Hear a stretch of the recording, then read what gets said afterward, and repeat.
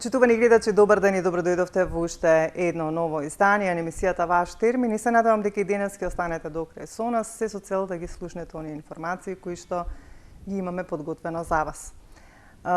Денеска ќе одбележиме еден ден, односно ден кој што следи, а тоа е 12 мај, меѓународниот ден на медицинските сестри. Значи тогаш се одбележува, меѓутоа ми се чини дека цела оваа недела ќе биде посветена на ова одбележување. Би сакала само како за информација да прочитам една информација што се однесува околу одбележувањето на денот и зошто се одбележува.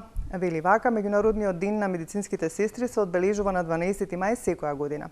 Се слави низ целиот свет за да се одбележи придонесот на медицинските сестри во нашето општество. За прв пат во далечната 1974 година 12 мај беше избран како датум кој ќе се прославува, бидејќи овој ден е годишнина од раѓањето на медицинската сестра Флоренс Најтингел, која се смета како прва модерна медицинска сестра. Секоја година Интернационалниот совет на сестри подготвува и дистрибуира материјал за меѓународниот ден на медицинските сестри. Материјалите содржат многу едукативни и јавни информации наменети за употреба на медицинските сестри ширум целиот свет. Професијата медицинска сестра во здравствениот сектор е фокусирана за грижата на поединци, семејства и заедници, за сите тие да можат да постигнат и да одржуваат оптимално здравје и квалитет на живот. Медицинските сестри се разликуваат од другите даватели на здравствена грижа според нивниот пристап кон пациентите, обуката и опсегот на пракса. Тие обезбедуваат нега во рамките на опсегот на препораките на лекарите и оваа традиционална улога ја обликува историски сликата за медицинските сестри како даватели на нега. Денеска овде со мене во студиото е Оливера Александрова, која што е медицинска сестра, ни доаѓа од приватната ординација Атикор. Со неја ќе поразговараме малку на оваа тема, значи која е улогата на медицинските сестри и сето она што е поврзано со нивната работа. Се надевам дека ќе биде интересно за вас, се со цел да го одбележиме ова, бидејќи навистина медицинските сестри се многу важна алка во здравствениот систем. Тие се први кои ги примаат пациентите. Први се кога се случува доаѓање на свет едно бебенце, значи први тие ја пренесуваат радоста, тие се први кога се работи за некои тажни моменти, кога некој ќе го напушти овој свет. Навистина се соочуваат со многу предизвици, со многу и радости и таги на своето работно место и секако дека и текако треба да им се посвети внимание, бидејќи без нив не би бил здравствениот систем тоа што е. Да ти посакам добре дојде за прв пат си во Ваш термин и ТВ Сонце и ти благодарам што еве денес си моја соговорничка. Ви благодарам на поканата. Сакала на почеток првин да те прашам она што е нешто неминовно кога станува збор за некоја професија, за некој животен позив кој што треба да се работи целиот живот. Зошто одбра да бидеш медицинска сестра? Па зошто одбрав? Не знам. Тоа беше едно од училиштата на избор ако учиш. Така. И меѓу професиите кои што сакав да работам и да бидам, се двоумев меѓу лекар и адвокат. А за да станам лекар требаше да се запишам во средното медицинско училиште, медицинска сестра. Така, хуманоста да се помогне на луѓето. Ја сакам. Ја сакав професијата. Ние сите како мали кога сме си играле со куклите, нели сме се замислувале дека сме докторки, медицински лица, сестри, докторки и така натаму. Дали и тебе тоа ти се случуваше уште од мали нозе, па некако потоа да доминира во одлуката? Па не, толку не сум. Не толку, значи. Едноставно, не знам, беше училиште за избор ако сакаш да учиш. Така, да. И се... Во секој случај си ја сакате професијата? Јас премногу си ја сакам професијата и сум горда на тоа што сум медицинска сестра. И сега имам едно нешто недовршено што не станав лекар. Меѓутоа, успешна сум во... Секако дека и тоа што сте медицинска сестра, како што кажав, јас е многу важна алка во сето она што го нуди здравството, значи пристапот на пациентите секаде каде што ќе појдете првин до вас, медицинските сестри, па потоа нели понатаму и до докторите првиот контакт со пациентот го има медицинската тие кои што сестра. треба со насмевка да ги пречекате и многу е битна, насмевката и првиот прием и па и анамнезата, ние првата анамнеза ја земаме од пациентот и понатака ги канализираме пациентите дали е нешто итно, ургентно, како треба да се интервенира, па некогаш и интервенираме сами. Така. Сега вака, интересно е тоа што вие 30 години веќе сте еден јубилеј правите како медицинска сестра. Никогаш не сте работеле во државен сектор, ни доаѓате во приватен сектор.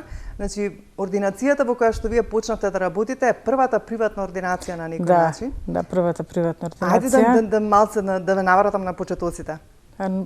Почетоците беа случајни на средба со доктор Нумовски Јосиф, кој што се покоен. Така. Он тогаш ја основаше ординацијата и бараше медицинска сестра. Ја отидов на разговор и тој веднаш рече, вие ќе работите за мене од нигде никаде. Јас бев скептична и исплашена малку дали ќе се снајдам, затоа што тогаш приватниот сектор 94-та не беше толку актуелен и посигурно беше да се мислев дека ако бидам во болница, со колеги, со колектив, со колешки, дека полесно ќе се снајдам. Меѓутоа морам да бидам искрена, мојот татко ме насочи, ми даде некои насоки како треба да размислувам дека е добро да работам во приватен сектор и дека ќе работам со еден доктор кој што е име. И ете така. Имав среќа, јас имав среќа и чест да работам со доктор Нумовски Јосиф.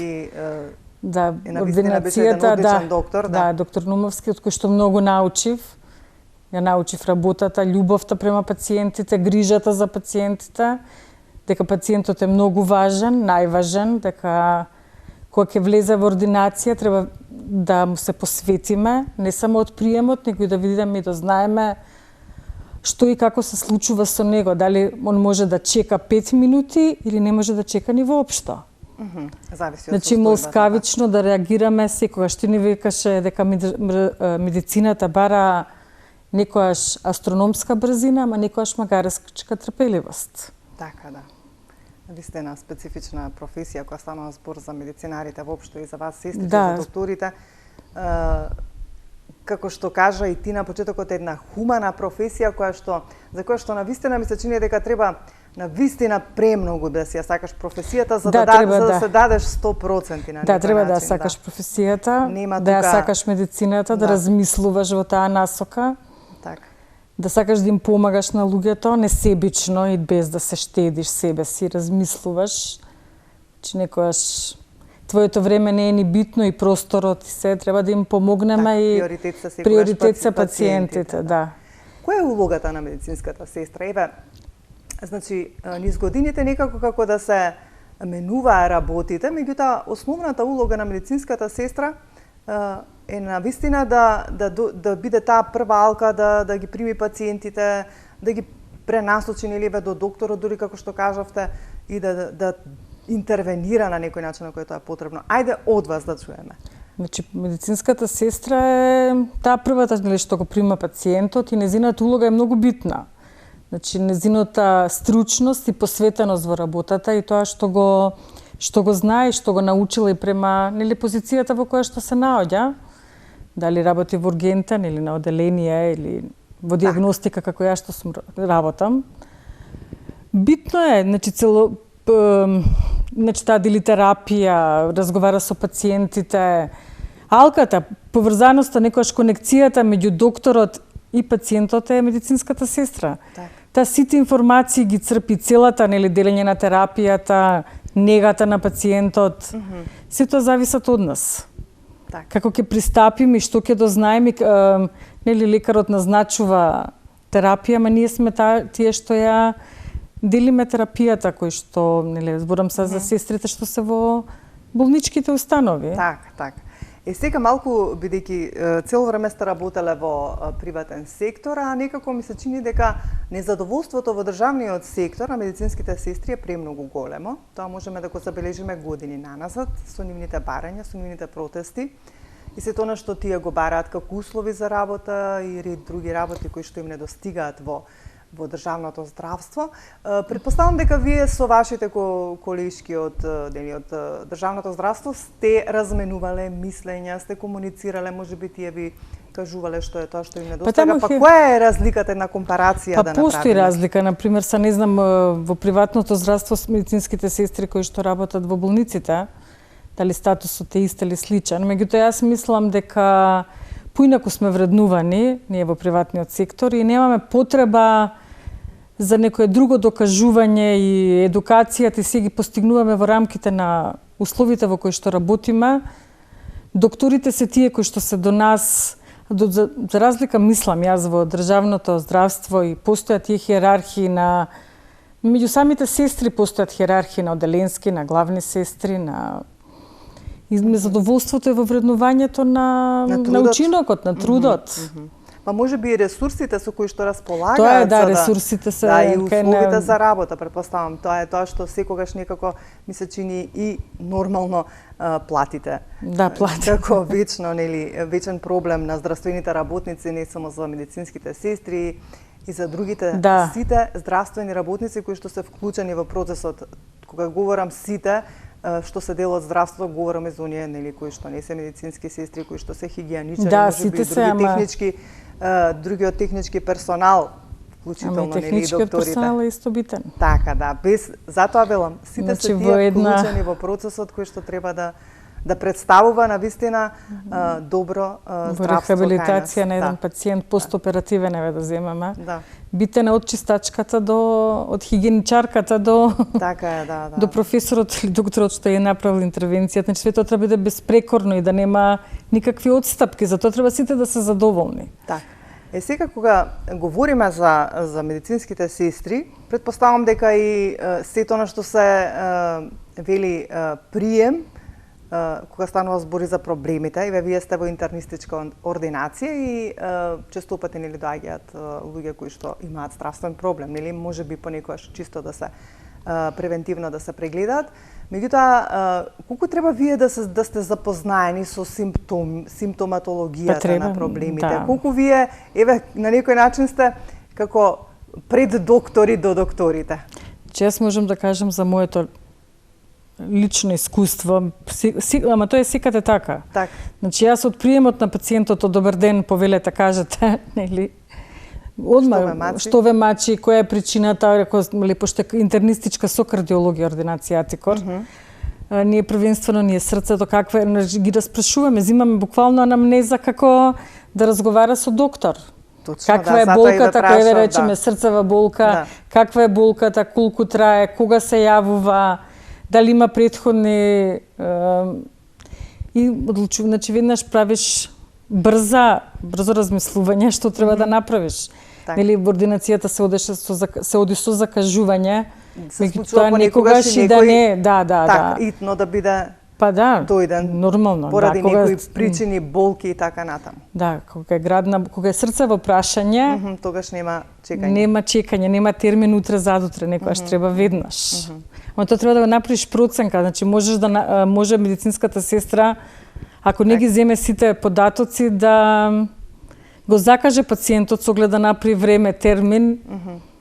Од кога ќе заврши еден преглед кај докторот и сега доаѓа кај вас пациентот, што е пост, како да кажам, по прегледот вашата улога? Дали можеби се консултира со вас за некои други додатни работи, можеби му препорачувате во однос на некоја храна, како да внимава, знам дека не сте нутриционист, меѓутоа предпоставам дека во тој дел нешто ги советувате. Па знам да ги советувам луѓе, мислам пациентите, затоа што големото искуство си го прави своето и да им посочам некои работи, иако нашите доктори во ординација Атикор сите го кажуваат тоа, значи доктор Наумовски, сега доктор Наумовски, помладиот, голем акцент се става на исхраната, бидејќи е многу битна, поготово во лекување на една хипертензија, ако пациентот не ги добие некои насоки, што треба да внимава, терапијата може и да не помогне, да не е доволна, па да се прашуваме што треба да се додаде, да одземе. И знам да им посочам јас, јас влевам доверба во пациентите, затоа што имам премногу стари пациенти кои што ја стекнале довербата во мене и со моето 30 годишно присуство во Атикор ми веруваат. Имам благодарни и задоволни пациенти. Кога би требало повторно да се одлучите за некоја професија, дали повторно би ја одбрала? О, да, со задоволство, повторно ќе ја одберам професијата здравствен работник. И покрај сите предизвици, и покрај сите предизвици, да. Значи, би сакала да бидам, мислам, и интервентна, и учествувам јас во интервенции, меѓутоа тие се помалку. Се случувале многу интервенции, значи сме интервенирале со доктор Нумовски пред ординација, и во кола, и на улица, затоа што ние сме ординација за срце, интернистичка ординација и кога на некој ќе му се случи, правецот му е таму да дојде. Так. Не размислува пациентот дека подобро можеби ќе биде згрижен на клиника за кардиологија. Так. Местото му е таму, меѓутоа сум имала ситуации сама кога сум била во ординација. Пациентка со градна болка дојде, веднаш ја приметив, мислам, уште на врата по изгледот, по тоа како се држеше во градниот кош. Јас повикав, нели, возило на брза помош патот, тој немам ни лекар. И се беше тоа многу брзо, пациентката за некој половина час беше во сала за интервенција. Так. Оливера, кажавме дека нели вашата улога е да го пречекате пациентот, меѓутоа што практично друго извршуваат медицинските сестри? Вие во приватната, значи правиме, што се ставате инфузии, ставате значи целата терапија, делење на терапија, ако треба, така. Мускуларна терапија, венска терапија, вадење на крв. Така. Значи сето тоа правење на ЕКГ, ЕЕГ во сестрите во значи учествуваме, има колешките, имаме анестезиолошки сестри кои што се во целиот процес инволвирани. Так. Значи од самиот прием, значи од сестрата го припрема пациентот за операција, за интервенција, и до крај сестрата, медицинската сестра со пациентот. Докторот го прима и го испраќа. Го прима и го испраќа. Така. Наистина многу важна улога. И сега кога тука станува збор за исхраната, ме интересира дека во пролет, нели, секогаш луѓето се чувствуваат многу заморени, како исцрпени, некако немаме енергија, немаме сила. Тука е многу важен дел и битен сегмент од секојдневието да знаеме и каква храна да внесуваме.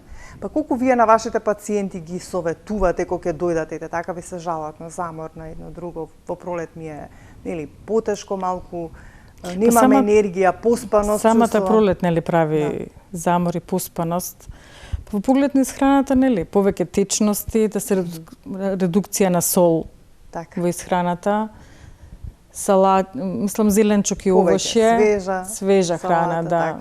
Сокови, течности, меѓутоа нашите болни, зборам кардиолошките, треба да имаат така секако си имаат некоја редукција на сол која што е, да се избегнува нели мрсна, тешка храна. И сега бидејќи кога станува збор за храната, добро било и вие да слушнете како медицинска сестра и нашите гледачи. Ние во новата сезона на Ваш термин соработуваме со магистар Татјана Павлова, која што е нутриционист, и одлучивме за оваа емисија да кажеме нешто повеќе, односно Тања да каже нешто повеќе за тоа која храна е добра да се употребува во овој период од годината, бидејќи некако сите сме со намалена енергија, променливо е времето, додека нели го поминеме овој период. Што се да консумираме за да добиеме повеќе енергија, па би побарала од режија сега да го пуштат прилогот од Тања.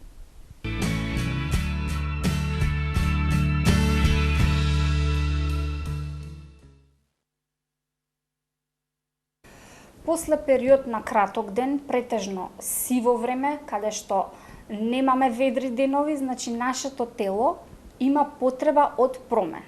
Ова е период кога нашето тело од зимскиот период се навикнува на пролетта, на топлите температури и постепено да премине кон летото. Во зима нормално е нашето тело да бара загревање, па од тука храната која што содржи повеќе масти и храна која што ќе ни даде нас топлина, нормално и природно е телото да ја внесува.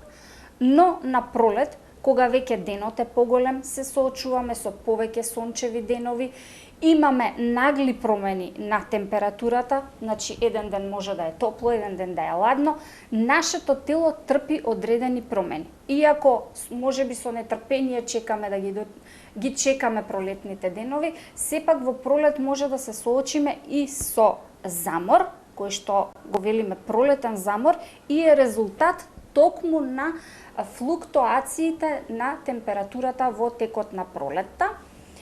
И од друга страна, значи, храната сиромашна со нутриенти која што сме внесувале претежно во зимскиот период, напролет може нас да ни се рефлектира со некои состојби на анемија. Како ние тука да делуваме? За среќа, пролетта е годишно време, кое што кај сите нас представува будење, па тука би рекла дека треба да се свртиме кон онаа храна која што ни ја дава пролета, односно да консумираме храна сезонска. Која е таа храна што може нас да ни го разбуди телото и сите овие промени да можеме полесно да ги поднесеме. Иако ни се само достапни во април и во мај, јагодите се секако супер храна која што треба токму тогаш да ја консумираме, бидејќи тогаш е периодот. Јагодите се храна која што не содржи многу калории, што значи нема да ни делува на покачувањето на килограмите. Од друга страна е богата е со витамин С, богата е со витамин А, содржи одредено количество вода, што значи дека тие се храна која што секако треба на нашето тело да му ја дадеме во текот на пролетните денови. Еден единствен предвесник на пролетта би ги спомнала роквиците со нивниот специфичен пикантен вкус кој што секако ги зачинува нашите салати и поради богатиот полифенолен состав, односно поради исклучителната содржина на полифеноли во нивниот состав, секако треба да ги консумираме во текот на пролетта. Тука ни е познат и лиснатиот зеленчук, кој што исто така е специфичен за пролетта, бидејќи содржи храна богата со магнезиум, така велиме, значи лиснатиот зеленчук дека е храна богата со магнезиум, секако дека позитивно ќе влијае и на нашиот кардиоваскуларен систем, ќе ни даде многу малку калории, ќе не држи подолго време сити и од друга страна ќе внесеме исто така антиоксиданти, витамин С и така натаму. Наредни се младиот кромит и лук.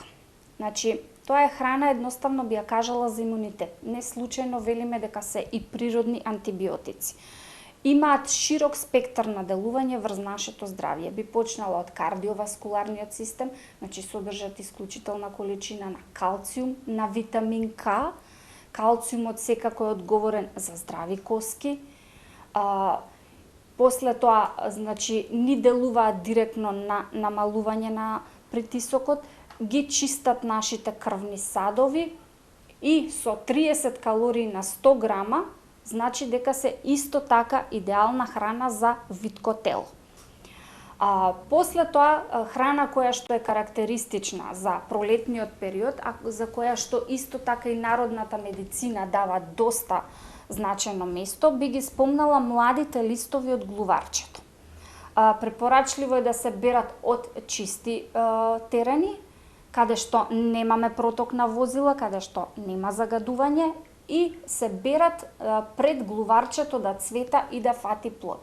Значи, листовите од глуварче се идеална храна за чистење на црниот дроб. Не случајно глуварчето општо како растение е составен дел на многу чаеви од народната медицина и е број 1 за чистење на црниот дроб или е составен дел на сите детокс производи. Друга намирница е копривата. Значи, копривата е исто така идеална пролетна намирница, за која што велиме дека е првенствено борец против анемијата. Чаевите од коприва исто така се заземаат значајно место кога станува збор или кога се бориме со состојби на анемија, но копривата исто така можеме да ја искористиме и во нашите традиционални оброци. Значи, наместо спанаќ можеме да користиме коприва. Меѓутоа, треба тука веќе малку да го знаеме и начинот на приготвување со цел да не ни создаде одредени симптоми кои што за нас не се специфични. Хидратацијата секако дека мора да ја запазиме. На телото во пролет, кога се припрема постепено за потоплите летни температури, Потребно е да му ја зголемиме, потребно да ги зголемиме количеството на течности кои што ќе ги внесуваме во текот на денот. Бидејќи водата првенствено нас ни е потребна за одредени физиолошки процеси, после тоа за хидратација и ладење на телото. И секако топлите и подолги денови нас ни даваат повеќе простор да делуваме на отворено, да не ја заборавиме и физичката активност која исто така треба да биде како склоп на промената во навиките во исхрана и делување и која што исто така ќе ни делува на намалување на гладот и за подобро и витко тело.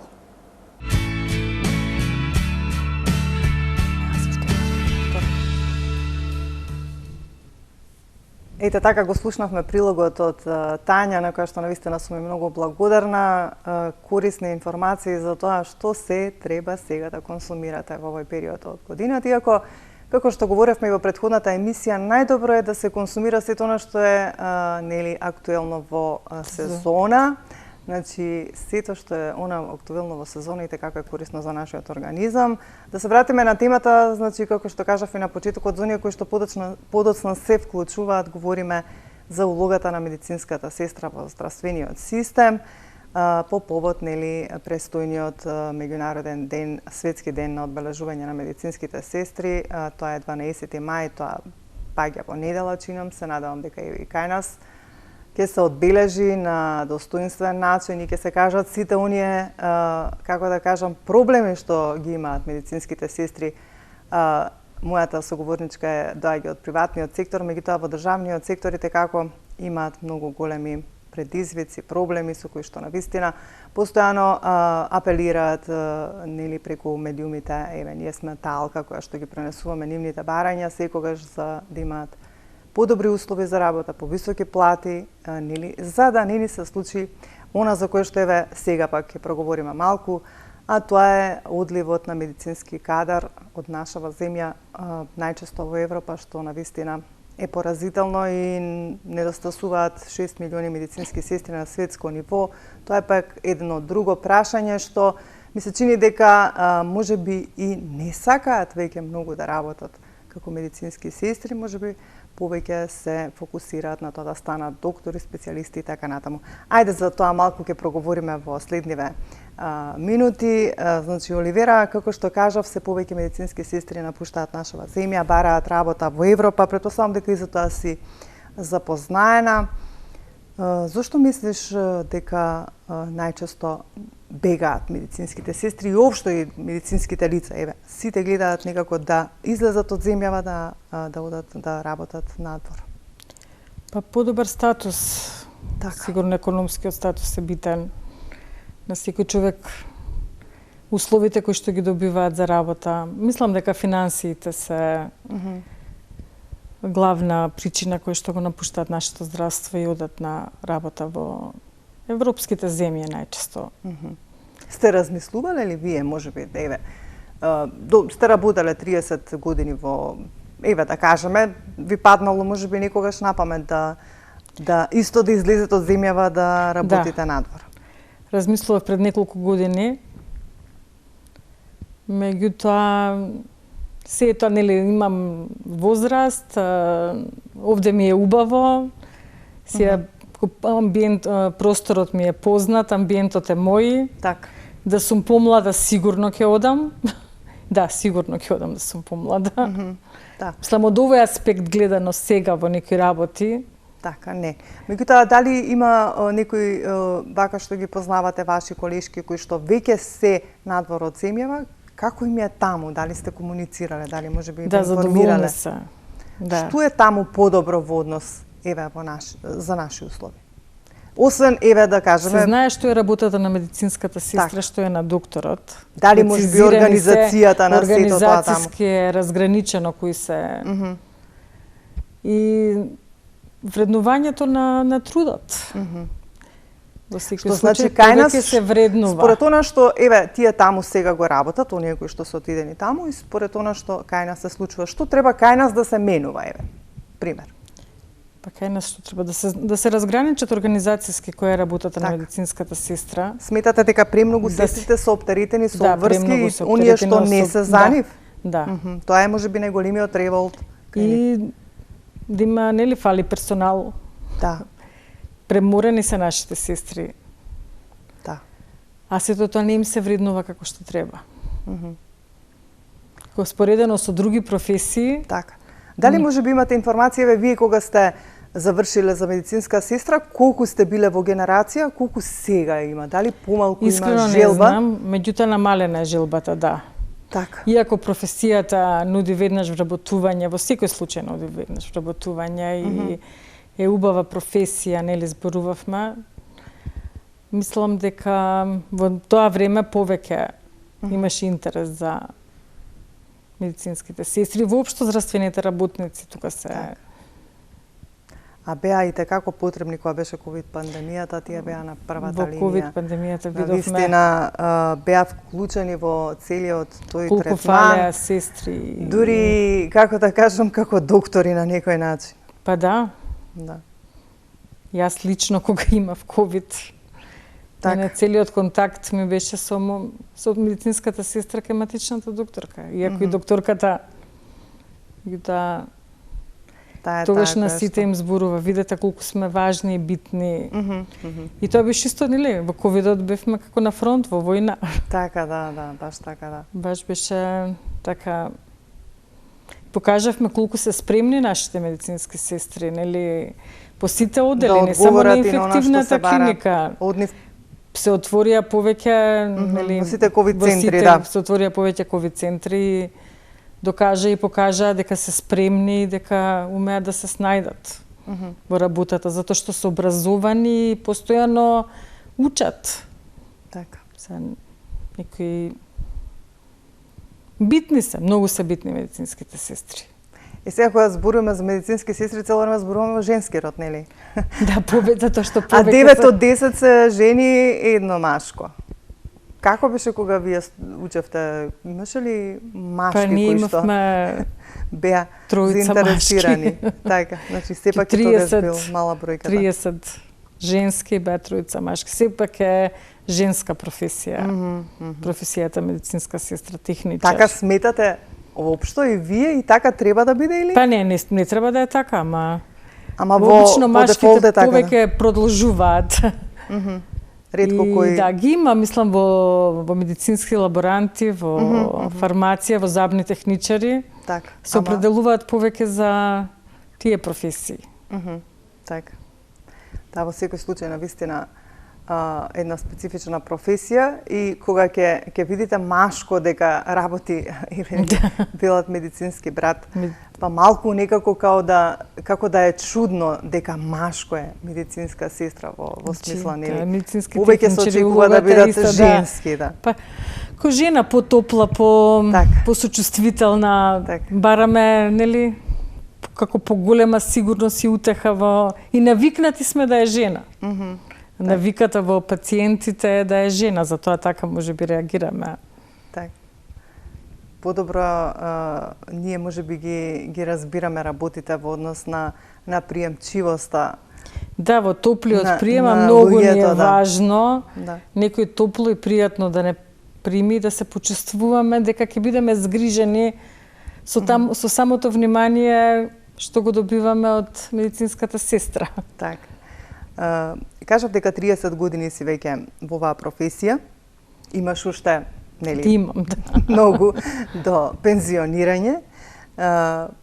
Дали можеби би сакала да еве ако нашето здравство се подобри на некое повисоко ниво, а немаш искуство во да работиш во клиничка болница, да бидеш сестра нели во болница, дали можеби еве ако ти се пружат некои услови, збориме сега хипотетички нели чисто така еве, да го разврзаме муабетот, дали би сакала да пробаш да го работиш и тоа или сепак би останала медицинска сестра во некоја ординација, па макар да еве. Значи правецот на размислување ми е секогаш во приватен сектор. Значи затоа што таму јас го познавам и контактите ми се повеќе во тие насоки, нели, со ординациите со кои што смо соработуваме со болниците. Так. Меѓутоа, јас мислам дека одлично би се снашла и би му успеала да ја работам и работат и во клиничка болница, да сум и на медицинскиот факултет. Так. Да, немам предрасуди нити стравови, затоа што одлично ја познавам и ја владеа мојата работа, со тоа што нормално од колешките ќе треба, нели, начинот и пристапот да го видам Така, по не е поглед исто, на да. лекување и на во тие наши задачи работни кои што се на медицинската сестра, јас можам во сите да одговорам и не се плашам.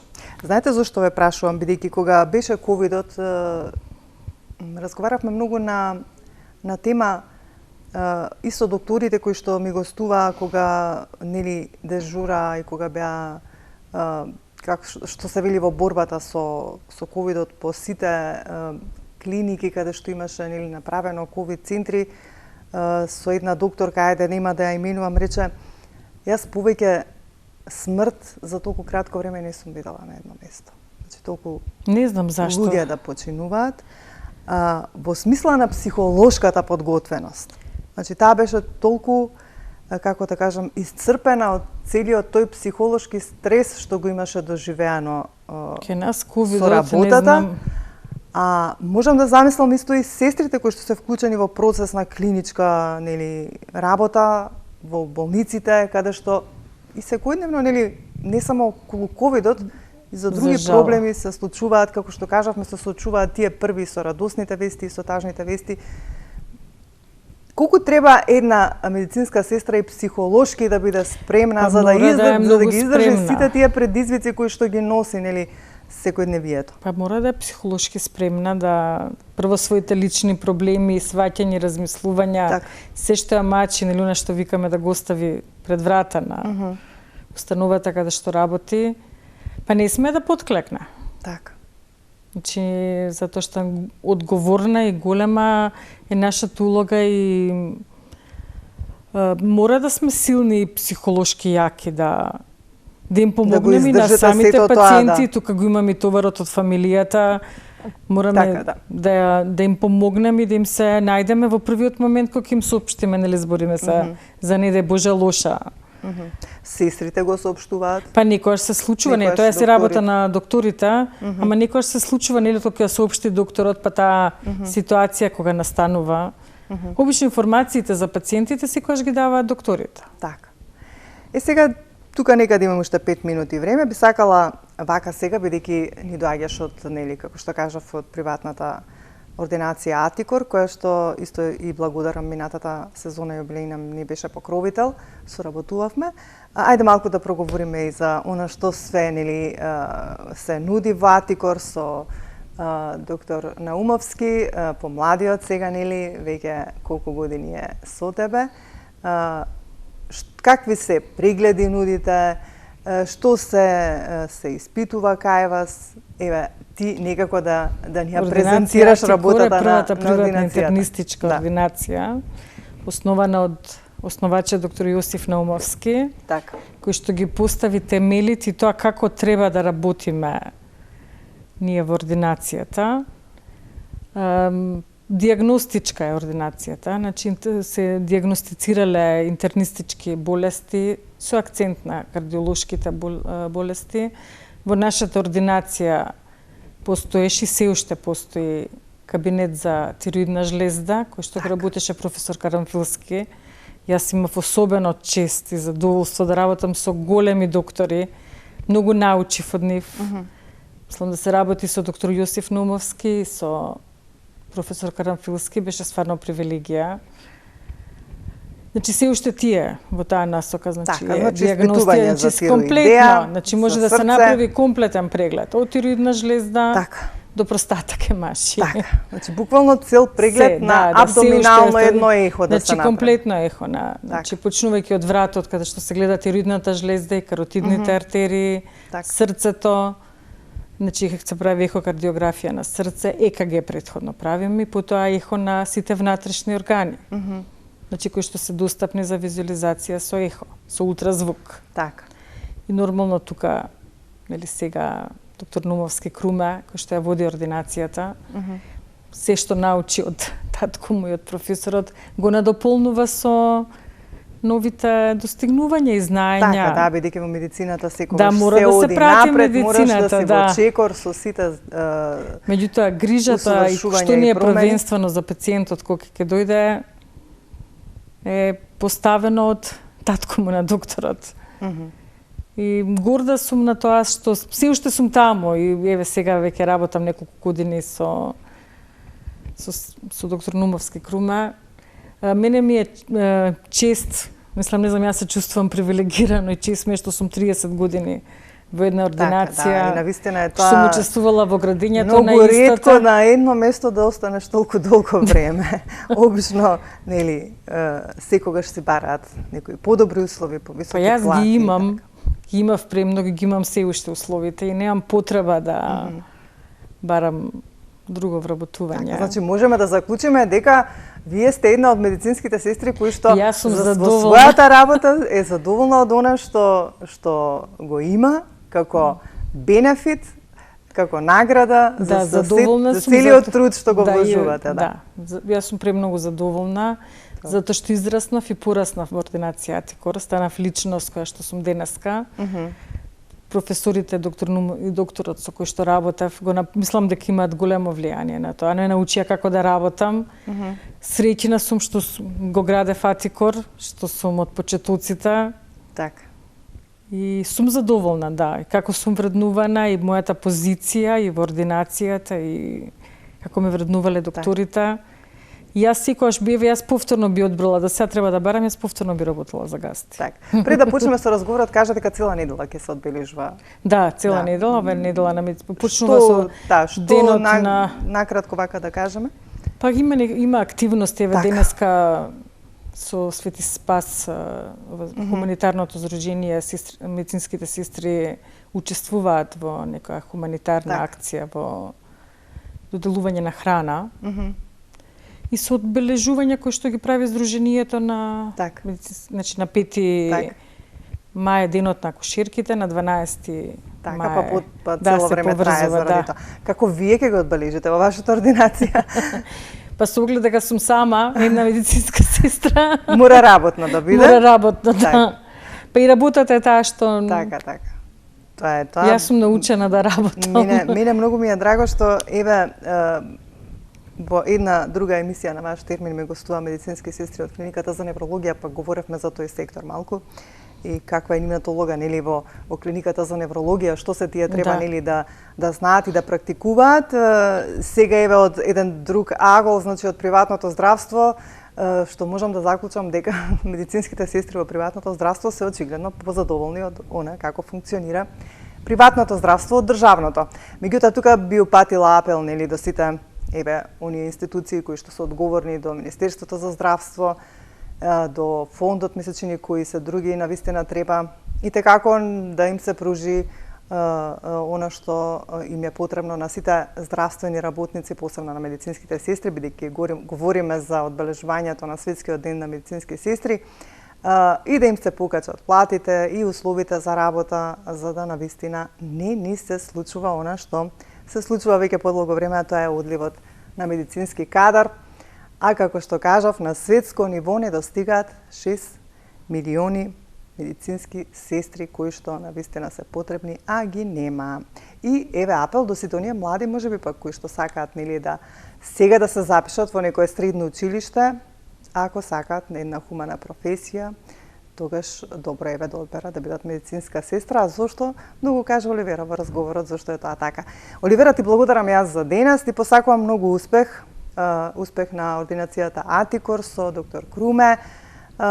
Се разбира, оно што го работиш во секојдневието, да ти биде леснотија, како што и ти е, бидејќи си ја сакаш професијата, а секако, можеби во некоја следна емисија пак повторно ќе се видиме да поразговараме за нешто, ајде да кажеме, можеби нешто друго поврзано со медицинските сестри.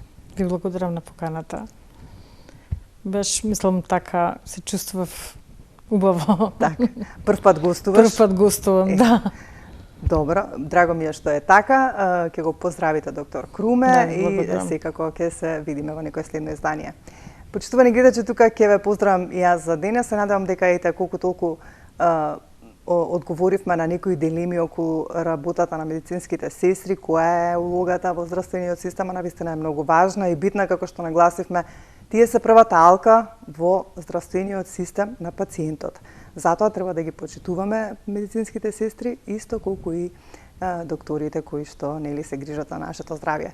Ви благодарам за вашето внимание, ве оставам во убаво расположение, имајте добро здравје, грижете се за своето здравје, а ние повторно ќе се видиме за 7 дена во исто време со нов соговорник и нова тема.